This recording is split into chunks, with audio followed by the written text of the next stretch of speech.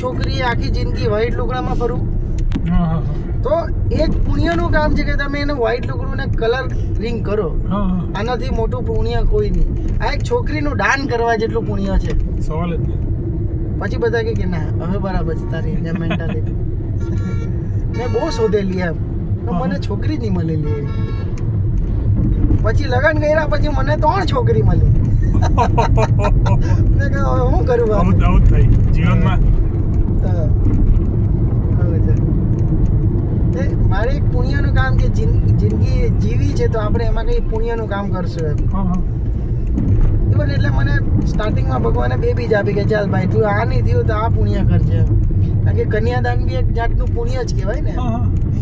ને બીજું તમારી અંદર જે તમારી આત્મામાં આપણા જે ઓર્થોડોક્સ કલ્ચરમાં આપણી અંદર જે થોડું ઘણું પાપ હોય જેન્ડર ડિસ્ક્રિમિનેશન તો એ બી નીકળી જાય નીકળી જાય. ને તમે કહો મને તમને મેં અત્યારે કહું